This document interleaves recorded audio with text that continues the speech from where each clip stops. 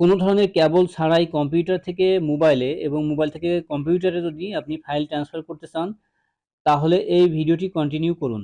ভিডিওটা অত্যন্ত গুরুত্বপূর্ণ এবং ইন্টারেস্টিং।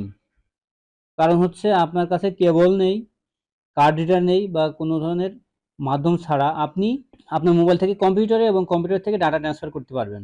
এটা করার জন্য আমাদের মোবাইলে একটি ছোট অ্যাপস ডাউনলোড করতে হবে।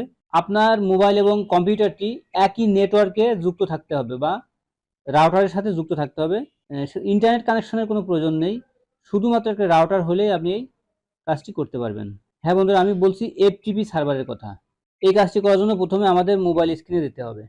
মোবাইল স্ক্রিনে এসে প্লে স্টোর ওপেন করছি। প্লে স্টোরে সার্চে লিখছি এফটিপি সার্ভার। এই যে উপরে দেখতে পাচ্ছেন, এখানে ক্লিক করুন। ওয়াইফাই এফটিপি সার্ভার নামে একটি সফটওয়্যার আসবে, এটা আপনার এটার উপরে ক্লিক করে দেবেন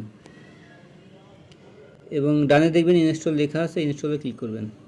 ইনস্টল হয়ে গেলে ওপেনে ক্লিক করবেন। এখানে দেখবেন যে স্টার্ট এবং গেট প্রো ভার্সন, আপনি স্টার্টের উপর ক্লিক করতে হবে আপনাকে, এবং এখানে কিছু পারমিশন আপনাকে দিতে হবে, যেমন all file access, allow access to manage all files, এখানে বা এনেবল করতে হবে।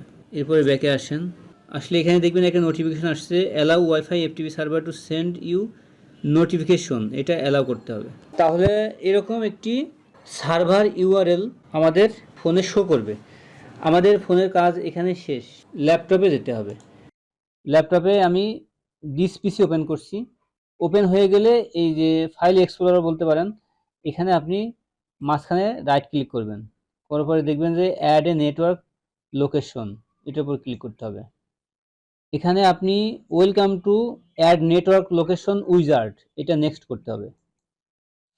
এরপরে choose a custom network location, এটার উপরে ক্লিক করে তারপরে আপনি নেক্সট বাটনে ক্লিক করবেন।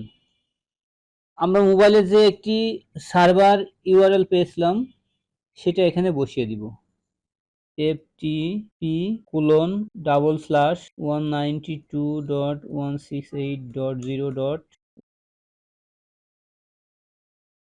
এবং নেক্সট বাটনে ক্লিক করতে হবে।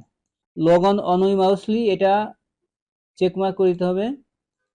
চেকমার্ক করে আপনি নেক্সট বাটনে ক্লিক করবেন, আবারও নেক্সট বাটনে ক্লিক করবেন এবং ফিনিশে ক্লিক করতে হবে। বন্ধুরা দেখতে পেলেন, এটা ফিনিশ করার সাথে সাথেই ফাইল এক্সপ্লোরার এটা সরাসরি ওপেন হয়ে গেল। এই যে আমরা দিস পিসি ওপেন করছি, এই যে দেখতে পাচ্ছেন এখানে 192.168.0.198, এই যে একটা এফটিপি সার্ভার আমাদের এখানে ক্রিয়েট হয়েছে। এটার উপরে আমরা ডবল ক্লিক করব। এটা হচ্ছে আমাদের মোবাইলের ইন্টারনাল স্টোরেজ। আমরা চাইলে এখান থেকে কোনো ফাইল কপি করতে পারি। এই যে ডিসপ্লে রিফ্রেশ রেট, এটা আমি কপি দিয়ে এই ডেস্কটপে পেস্ট করলাম। এই যে বন্ধুরা, এই ফাইলটি আমাদের কপি হয়েছে। আমরা এখান থেকে আবার কপি দিয়ে এই যে এখানে যদি আমরা ব্যাকে দিয়ে এটা আমাদের ফোন, আমরা ফোনে যদি পেস্ট করি, তাহলে বন্ধুরা টেক রিলেটেড ভিডিও যারা পছন্দ করেন আমার চ্যানেলটিকে সাবস্ক্রাইব করে রাখতে পারেন।